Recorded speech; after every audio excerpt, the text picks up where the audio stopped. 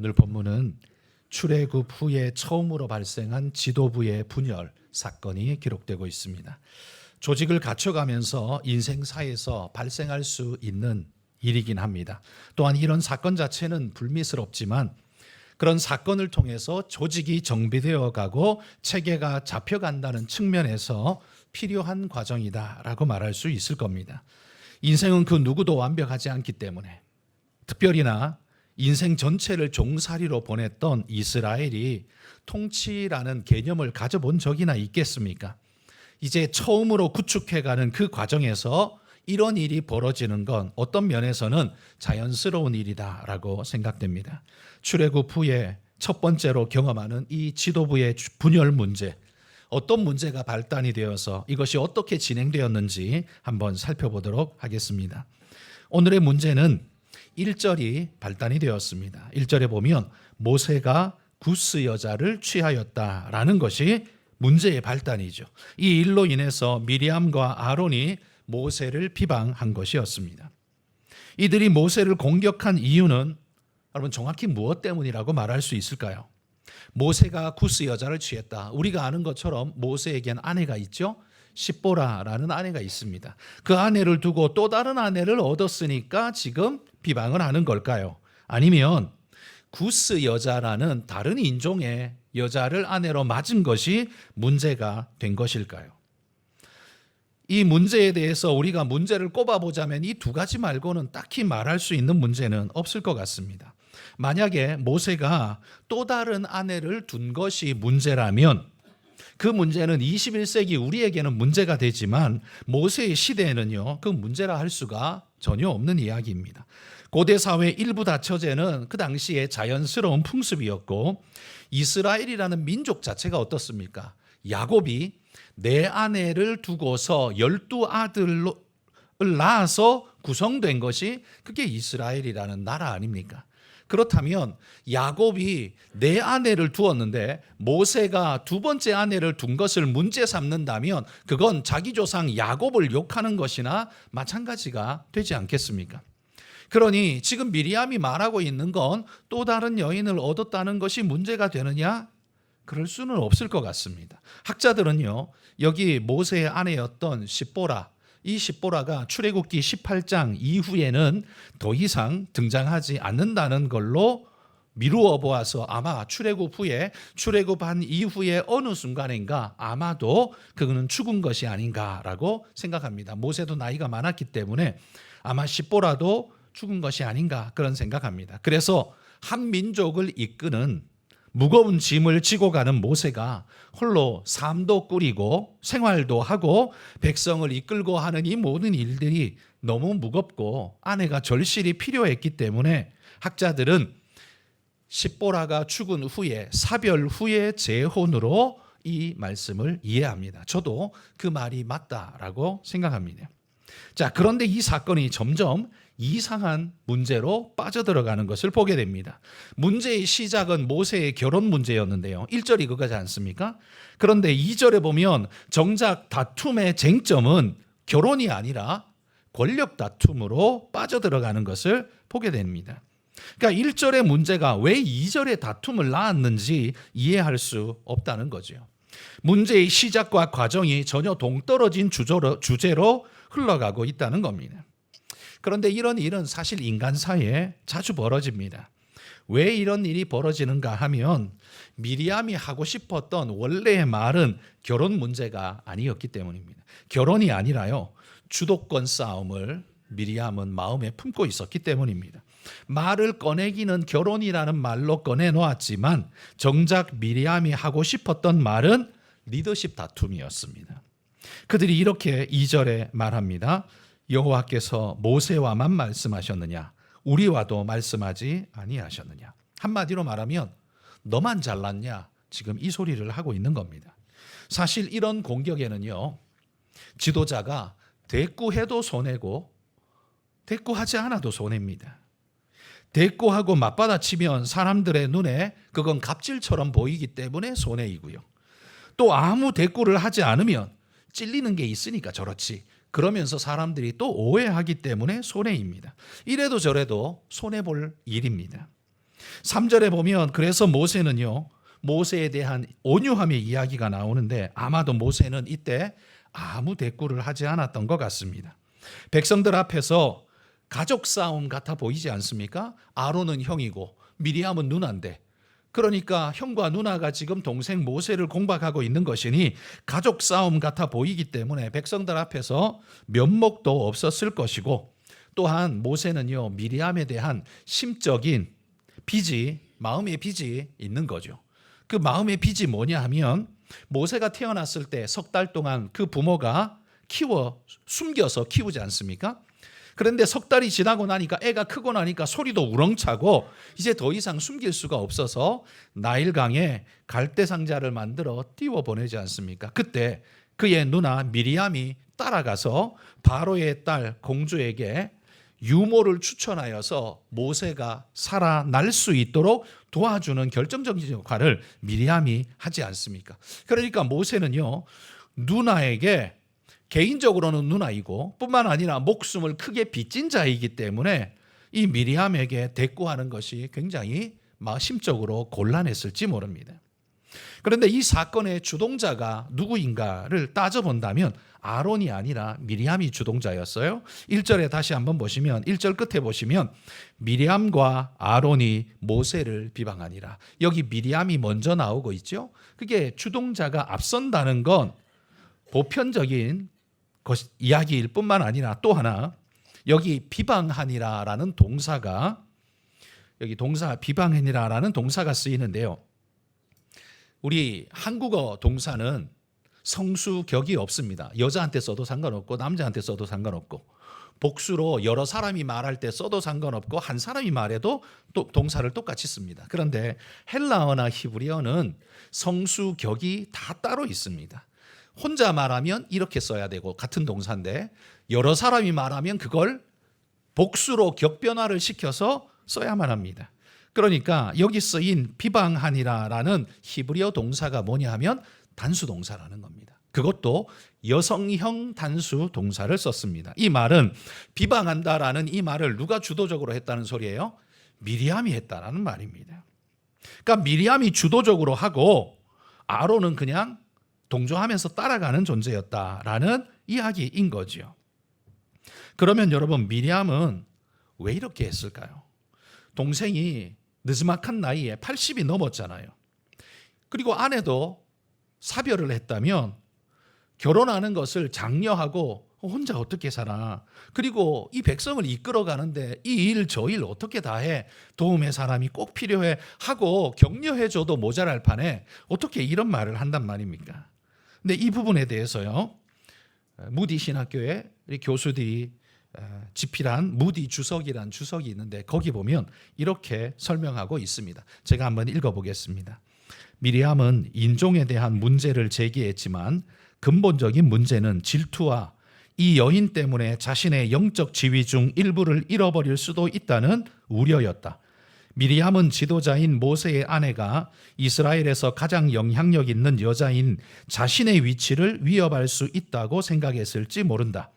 11장 25절에서 새롭게 세워진 70명의 장로들로 말미암아 그의 영적 권위가 축소된 면을 고려할 때 미리암은 이 여인으로 말미암아 발생할 영향력 축소를 우려했던 것 같다. 이 말이 무슨 말인지 이해되시죠? 지금 우리 지난주에 살펴본 11장에서 곡이 없다라고 탓하는 바람에 하나님이 처방으로 70명의 장로를 세워주셨습니다. 그러니까 그 이전에는 모세, 미리암, 아론 세 사람만 리더였는데 거기에 70명의 장로를 함께 리더로 세워줬으니까 리더 그룹의 영향력이 그만큼 나뉘어졌다는 소리죠. 미리암의 입장에서는 예전에 누리던 영향력을 70명이 함께 나누어 가져가 버렸기 때문에 영향력이 축소된 것처럼 보일 수밖에 없습니다. 그런데 문제는 거기다가 지금 최고의 리더인 모세에게 아내가 생긴다면, 이 퍼스트 레이디가 생긴다면 자연스럽게 그가 뭔가 권세를 갖지 않겠습니까? 여자 중에서도 가장 우두머리적인 어떤 권세를 갖는다면 지금 자기가 가지고 있는 영향력과 입지도 축소될 수밖에 없을 거라는 우려가 그의 마음에 들 수밖에 없었을 것이다 라는 바로 그런 이야기입니다.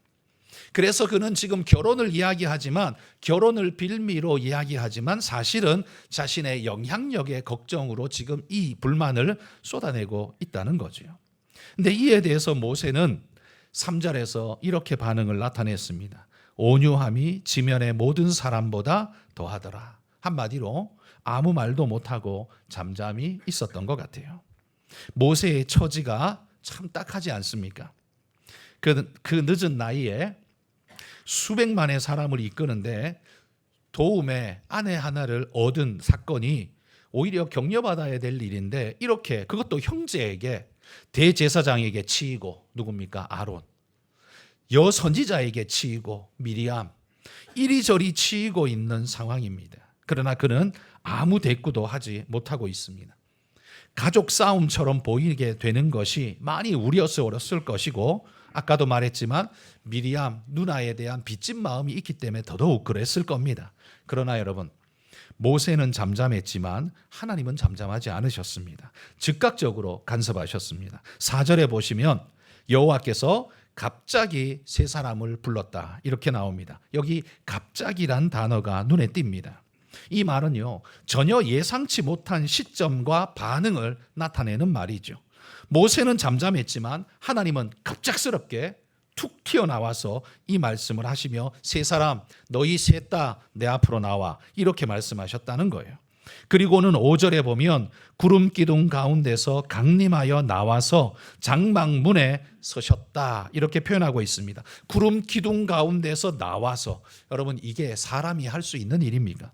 이건 그냥 사람은 절대 할 수 없는 일이고, 구름 기둥 가운데에서 나오셔서 장막문 앞에 서셨다는 건 이건 오직 하나님만이 하실 수 있는 일이고, 그분이 하나님이라는 걸 지금 누가 봐도 분명하게 나타내는 이야기이죠.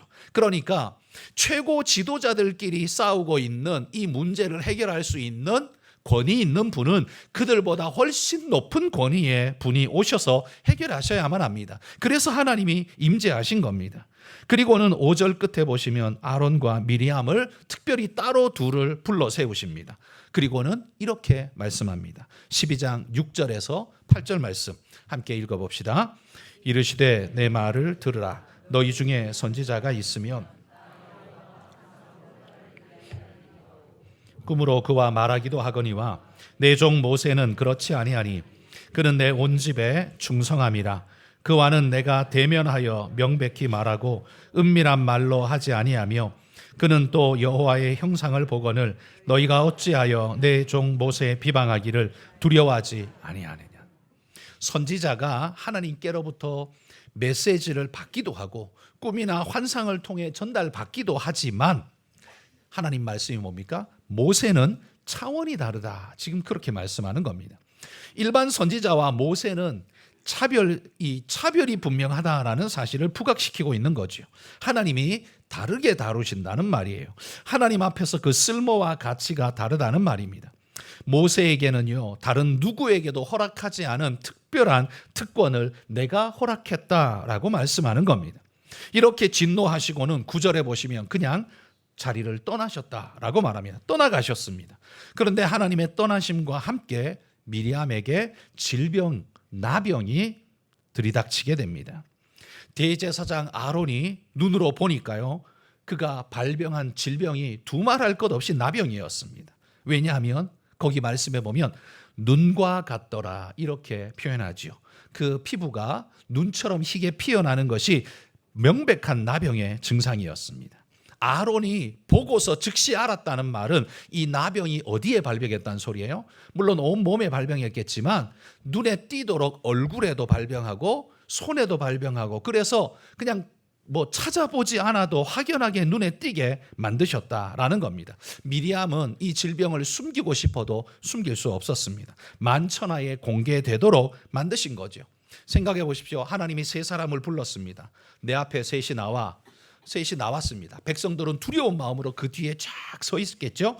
그리고는 그 중에 둘, 미리암과 아론, 너희 둘은 앞으로 더 나와 하고 불러내신 다음에 호통을 치시고는 미리암에게 이 병이 발병했으니 그 뒤에 서 있는 모든 이스라엘 백성이 미리암에게 나병이 발병했다, 하나님의 저주와 심판을 받았다라는 걸 숨길 수 없이 드러나게 된 겁니다. 그러자 11절에 보면 아론이요 금방 회개하고 엎드립니다. 슬프도다 내 주여, 우리가 어리석은 일을 하여 죄를 지었습니다. 이렇게 고백합니다. 아론이요, 그러고 보면 굉장히 가벼운 존재인 건 확실해 보입니다.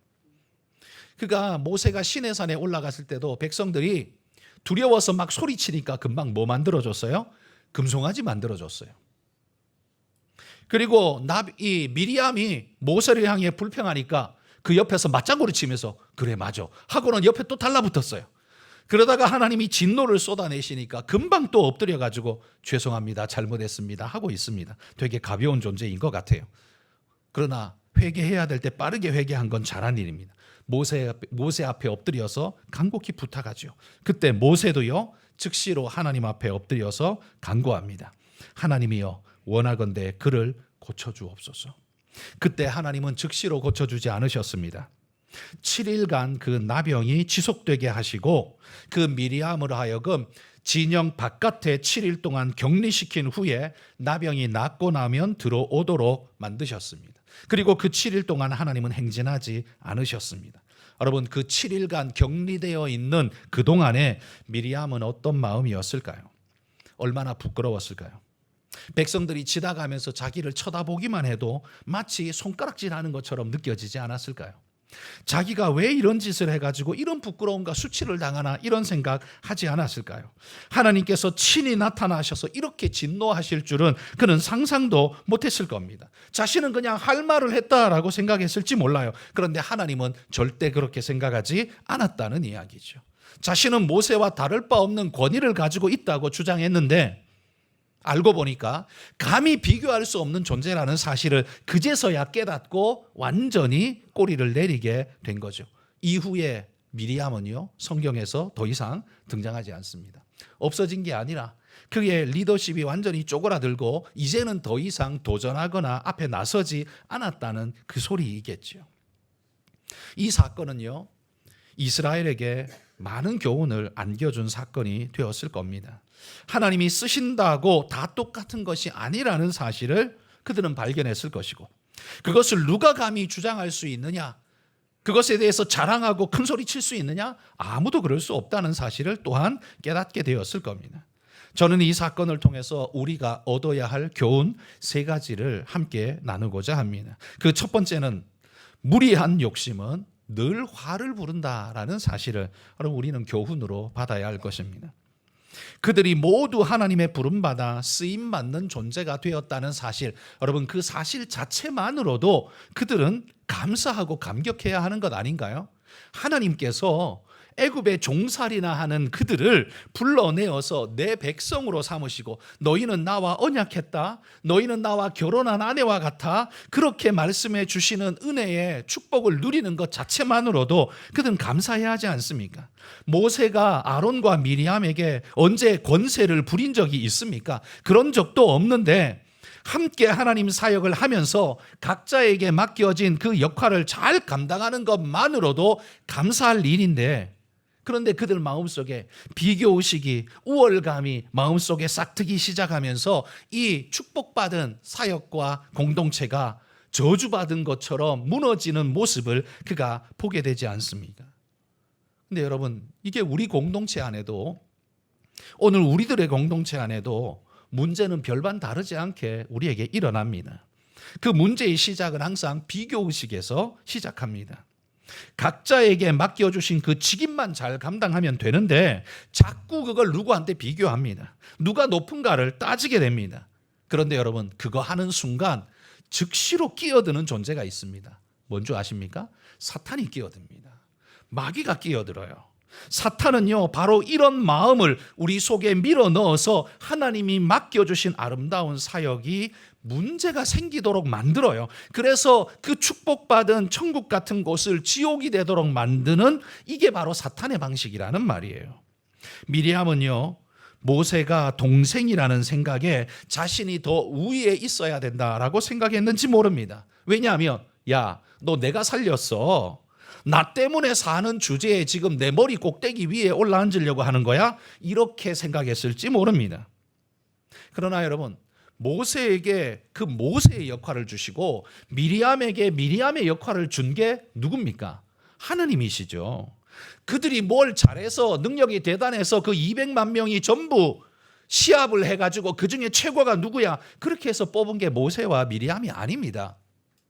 그러니까 그들은 잘나서 된 게 아니라 하나님의 은혜로 지금 그 자리에 앉아 있다라는 거예요. 그 자리는 그들이 얻어서 노력해서 올라간 자리가 아니라 하나님이 임명하여 세우신 자리라는 말이에요. 여러분, 우리는 직분을 받을 때 하나같이 목사로 임직할 때, 장로로 장립할 때, 우리가 안수집사로 시무권사로 임직할 때, 그때 여러분들 마음을 생각해 보십시오. 그때 다 같은 마음이었을 겁니다. 하나님이 주셨습니다. 감사하게 섬기겠습니다. 아마 100%일 겁니다. 그런데요, 그 직분을요, 한 3, 4년만 누리다 보면 점점 그 자리가 원래부터 내 거인 것처럼, 내가 자격이 되어서 내가 획득한 자리인 것처럼 자꾸만 생각하게 된다는 겁니다. 물론 우리가 앞선 자리에 맡김 받으면 누구보다 먼저 수고하고 애쓰는 건 맞습니다. 그러므로 우리는 그런 면에서 충분히 치하해야 합니다. 그러나 그걸 내 능력으로 내가 얻은 것처럼 여기게 되면 반드시 사탄이 틈타고 이런 문제가 발생하게 된다는 겁니다. 사탄은요, 그런 좋은 미끼를 절대로 놓치지 않습니다. 미리암이 지금까지 누려왔던 선지자로서의 모든 권한도 따지고 보면 굉장히 높은 자리였습니다. 그렇지 않습니까? 200만 명 중에요, 최고의 지도 리더십은 모세에게 있지만 종교적 제사적 리더십은 아론에게 있지만 여성의 리더십 중에 최고는 미리암이 선지자로 있었습니다. 그러니까 여러분, 200만 명 중에 3위 안에 들어가는 숫자예요. 이건 0.001% 정도의 높은 자리에 앉아 있었다라는 바로 그 이야기입니다. 그 자체만으로도 얼마나 영광스럽습니까? 그런데 미리암이 거기에 만족하지를 못했습니다. 더 높은 곳을 바라보고 있는 거죠. 획득의 자리라면, 자기가 노력하고 능력으로 얻은 자리라면 더 높은 곳으로 능력을 발휘해서 올라가는 건 자연스러운 일이겠지만, 지금 그들이 그 자리에 앉아 있는 것이 자기가 노력해서 능력으로 얻은 겁니까? 아닙니다. 하나님이 세워주신 겁니다. 그런데 지금 미리암은요, 그걸 감사해야 하는데 감사가 아니라 마치 원래 자기 것이냐, 그리고 내가 쟤와 동급되는 건 되게 억울한 양, 이렇게 지금 생각하고 있다는 겁니다. 그런데 이 모습이요, 누구를 닮았냐면 사탄이 사탄된 것에 꼭 닮은 모습이라는 사실입니다. 자, 한 구절 읽어봅시다. 이사야 14장 12절에서 14절 읽습니다. 너 아침의 아들 계명성이여,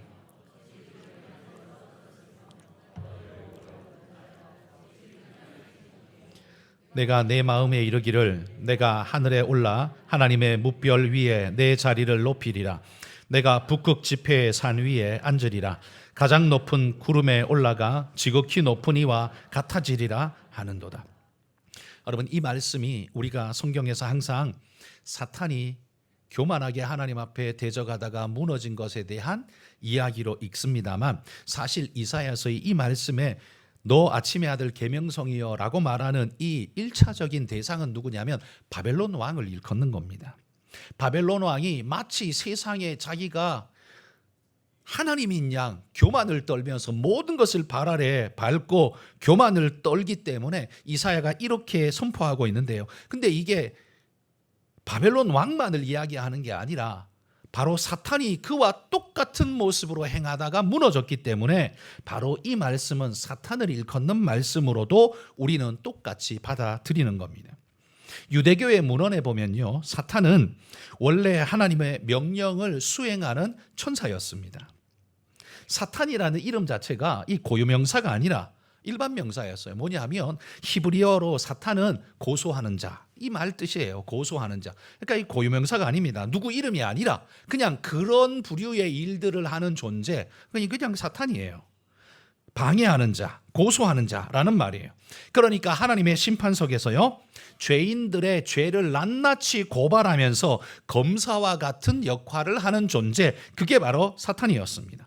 그런데 이 일을, 이 영광스러운 직임을 자꾸 하다 보니까 어떤 마음이 드냐면, 누구를 계속 정죄하다 보면, 여러분 우리 마음에도 그런 마음 들잖아요. 누구를 계속 정죄하고 뭘 하다 보면 자기는 훨씬 높고 대단한 것처럼 생각되고, 저놈은 죽일 놈이다, 이런 식으로 자꾸 마음이 들게 되지 않습니까? 그러다 보니까 사탄이 점점 이 일을 하면서 어떻게 돼요? 마음이 교만해지면서 점점점 높아지게 된 겁니다. 그래서 방금 읽은 구절에 하나님의 무별 위에 자기 자리를 높이리라 라고 말하는 것처럼, 여기 하나님의 무별이 뭐냐면, 이 별은 그냥 하늘에 떠 있는 별이 아니라 이 천사들을 일컫는 그냥 용어입니다. 그러니까 하나님의 무별 천사들 중에서 자기가 최고봉이 되겠다는 거예요. 근데 그걸로 끝나지 않아요. 북극 지폐 꼭대기 위에 자기가 앉고 구름 위에 자기가 앉아서 하나님과 같은 수준이 되겠다라고 그렇게 지금 이야기를 하고 있다는 거예요. 사탄이 지금 그 꿈을 꿨다는 겁니다. 그런 꿈을 꾸자 하나님께서 그를 징벌하셔서 그를 이 땅에 내어 던져서 그가 이제는 일반 명사였던 이 사탄의 이름이 고유명사처럼 되어버렸습니다. 우리는 마귀를 부를 때 사탄이라고 이제 부르게 되지 않습니까? 그 이름은 하나님을 대적하는 모든 자의 고유명사가 되어버렸습니다. 그는 사람을 유혹하고 이후에 또한 정죄하고 심판해서 죄 가운데 떨어뜨리는 그 일을 여전히 하고 있는 겁니다. 그러나 요한계시록에 보면요, 그의 시간이 얼마 남지 않았음을 그도 알았다라고 성경이 이야기합니다. 그러니까 시간이 얼마 남지 않았어요. 무슨 시간이요? 하나님이 자기를 심판할 시간. 이게 얼마 남지 않은 줄 알고는 하나님의 백성들, 사람들을 유혹해서 그냥 싹 다 지옥으로 데리고 가고 심판의 자리에 끌고 가겠다라고 혈안이 되어서 지금 발악을 하고 있는 존재, 그게 바로 마귀요 사탄이라는 말입니다. 근데 지금 미리암도 하는 행태가 이 사탄이 걸어간 길을 지금 똑같이 걷고 있다는 겁니다. 하나님이 맡기신 영광스러운 직임이 오히려 스스로에게 유혹이 되어서요, 무너짐의 이유가 되어버렸습니다. 감사의 제목이 되어야 할 그 자리를 교만의 이유로 삼아버릴 때 그에게 주어지는 건 칭찬이 아니라 하나님의 무서운 심판밖에 없었다는 사실, 여러분 이거 우리가 눈여겨봐야 합니다. 미리암도 교만하게 함부로 설쳤더니만 하나님이 어떻게 하셨어요? 나병에 걸리게 하시고 그의 위상은 추락하게 하셔서 더 이상 아무것도 할 수 없는 존재처럼 되어 버리지 않습니까? 여러분 우리의 교만도 어디에서 나옵니까? 쓸데없는 자신의 과대평가에서 시작합니다. 하나님이 주신 게 아니라 자기가 만든 평가를 가지고 자신을 높입니다. 여러분 21세기 대한민국에서 정의라는 이름을 앞세우며 자신이 마치 검사인 양, 자신은 순결하고 남들은 더러운 양, 그렇게 설치는 사람들이 얼마나 많은지 모르겠습니다. 누가 준 권위입니까? 누가 주지도 않았는데 자신이 만든 권위 아닙니까? 그러나 그건 반드시 무너지게 되어 있습니다. 하나님이 주신 것이 아니면 반드시 처참하게 무너지게 되어 있습니다. 그러므로 오늘 말씀을 받는 우리 그리스도인들은 내가 어떤 위치, 어떤 자리에 있든 여러분 우리 모두가 하나님이 나를 여기 세우셨습니다라는 겸손함을 가지고, 내 능력이 아니라 하나님이 나를 이렇게 높이셨습니다라는 감사와 감격을 가지고 오늘 우리 자리를 충성스럽게 감당하는 믿음의 일꾼들이 되시기를 축복합니다. 두 번째는요, 영적인 것을 육적인 것으로 해석하지 말아야 합니다. 하나님이 권위를 주신 모세를요, 미리암은요 자신이 나일강에서 살려준 모세라고 계속해서 생각하고 있는 겁니다. 그렇게 취급하고 있는 겁니다. 그때의 모세와 지금의 모세가 어찌 같은 존재입니까? 같이 취급하면 안 되죠. 그러나 미리암은 계속해서 그 머릿속에 내 공로가 떠나지 않는 겁니다. 미리암의 생각 속에는요, 너는 나 아니면 여기 오지도 못했어. 너는 나 아니면 죽은 존재야. 그 생각만 머릿속에 가득했는지 모릅니다. 그러니 모세의 권위가 눈에 보이기나 했겠습니까? 그 하찮게 보이지 않았겠습니까? 그러나 이 생각 자체가 사탄적인 생각이라는 걸 여러분 우리는 알아야 합니다. 여러분 이 생각 누가 줬습니까? 그런 권위 누가 가지라고 줬습니까? 사회가 만든 환경이나 제도나 조건을 하나님의 역사에 직접적으로 가지고 와서 마치 세상에서 쓰던 방식 그대로를 교회 안에 가지고 와서 큰 소리 치면서 이대로 해라고 말하는 사람들이 교회 안에는 부지기수로 많습니다. 여러분들은 잘 모르시겠지만 목사의 눈에는 그게 너무 많이 보입니다. 근데 그게 얼마나 위험천만한 일인지 아셔야 합니다. 왜냐하면 교회를 사회로 만드는 거거든요. 근데 여러분의 사명은 그게 아닙니다. 교회를 사회로 만드는 게 아니라 사회를 교회로 만드는 게 그게 여러분의 사명이에요. 말씀을 가지고 세상에 나아가 말씀대로 살아서 말씀의 영향력이 세상에 퍼져나가게 하는 게 그게 여러분의 역할이지, 세상의 방법과 방식과 그걸 가지고 와서 교회를 세상으로 만들어버리는 거, 여러분 그게 우리의 일이 절대로 아니란 말입니다. 그건 마귀의 일이에요. 근데 그게 마치 정의인 양 부르짖는 이들이 교회 안에는 많단 말입니다. 생각을 바르게 하셔야 됩니다. 목사는요, 여러분 그게 잘 안 보이겠지만 목사는 그거 막느라 힘이 듭니다. 눈에 띄게 막을 수도 없고 눈에 띄지 않게 어떻게 이것이 퍼져나가지 않게 어떻게 막을 것인가, 굉장히 중요한 일이 되어진단 말입니다. 여러분 우리가 이 하나님의 세상 속에 살지만 하나님의 몸된 교회에서 어떻게 살아야 하는가를 보여주는 정말 좋은 예화가 우리나라 100년 전에 정말 좋은 역사가 하나 있었습니다. 전라도 지역을 선교하던 테이트라는 선교사님이 계셨습니다. 이 선교사님이 김제 지역을 선교하다가 조덕삼이라는 김제 지역의 거부를 전도하게 되었습니다. 이 김제 거부였던 조덕삼이 예수님을 믿고 이제 예수 믿고 신앙생활을 하게 된 거예요. 그런데 이 조덕삼이 자기 집에 머슴살이 하는 이자익이라는 머슴을 전도해서 그 사람도 교회 다니도록 신앙생활 하도록 이끌었습니다. 그래서 두 사람이 함께 신앙생활을 참 잘했습니다. 그리고는 1905년에 함께 세례를 받고 그리고 얼마 지나지 않아서 또 함께 집사가 되고 영수가 되었습니다. 옛날에는 영수라는 직이 있었지 않습니까? 영수가 되었어요. 그리고는 1907년에 장로 선거가 그 교회에 있었습니다. 그 장로 선거의 후보가 하필이면 조덕삼과 이자익이었습니다.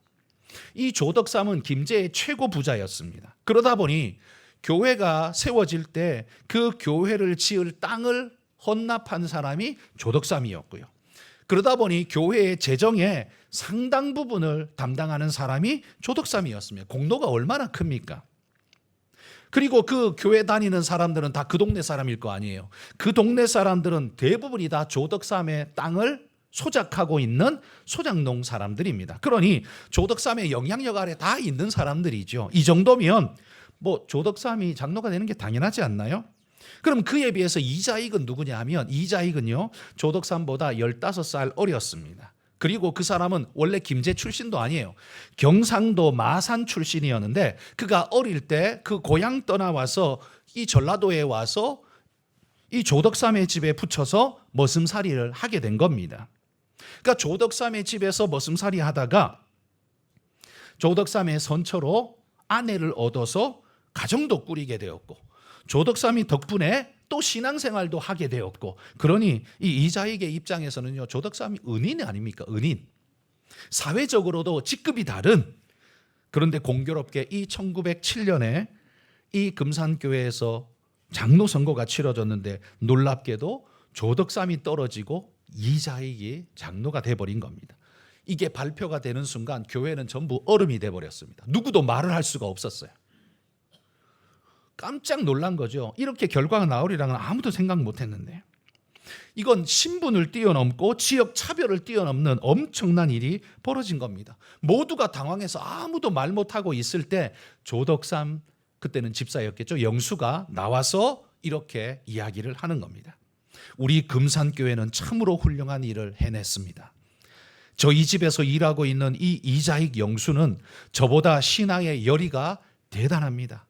참으로 감사합니다. 나는 하나님의 뜻을 겸허히 받아들여 이자익 장로를 잘 받들고 더욱 교회를 잘 섬기겠습니다. 이렇게 이 성도들 앞에서 이야기를 하고 박수를 쳐서 이자익 장로의 장로됨을 축하했다라고 합니다.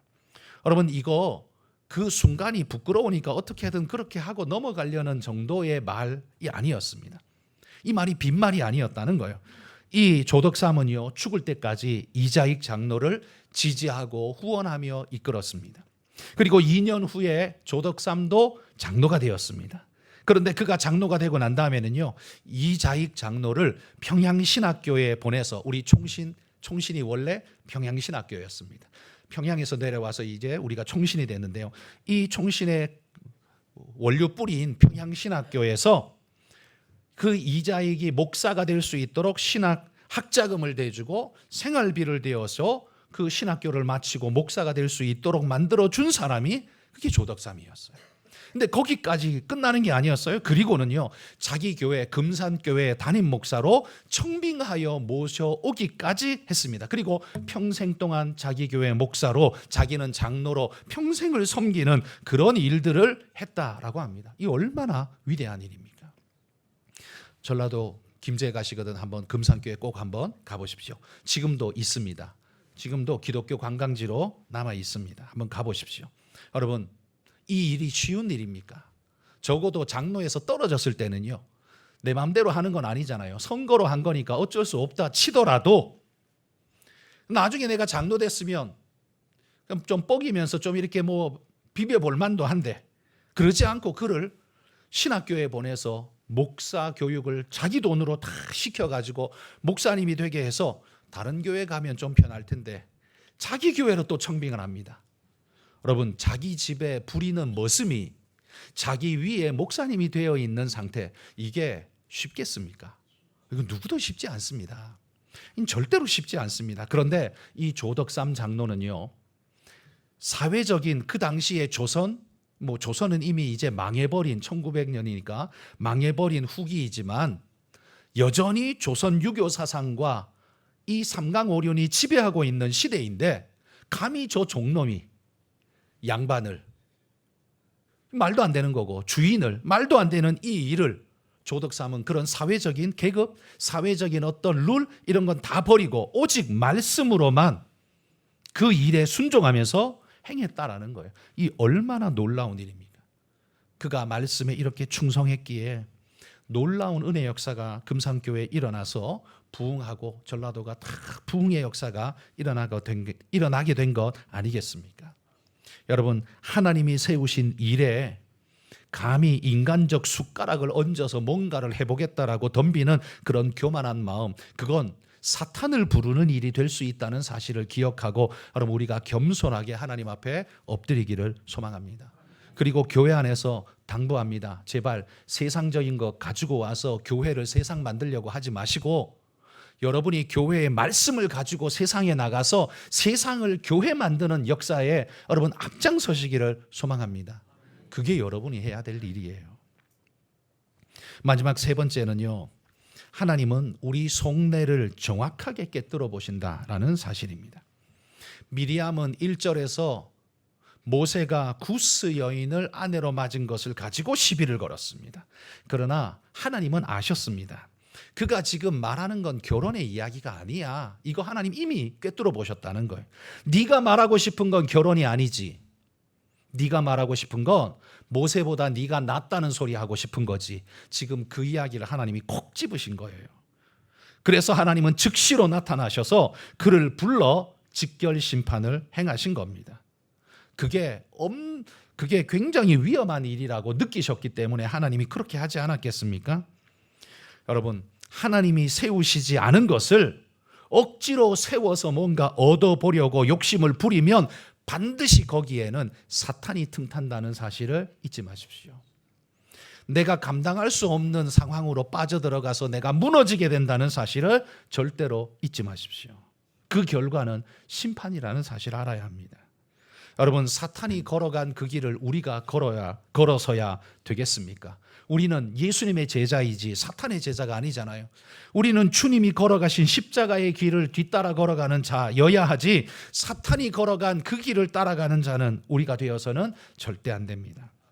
겸손한 마음으로 내게 맡겨주신 내 분량에 감사하고 만족하면서, 하나님이 높여주시면 또 감사하고, 하나님이 높여주시지 않아도 감사하고, 하나님 모든 것이 감사입니다 할 수 있는 그런 믿음의 모습으로 성도 여러분 우리가 그런 믿음으로 살아가기를 주의 이름으로 축복합니다.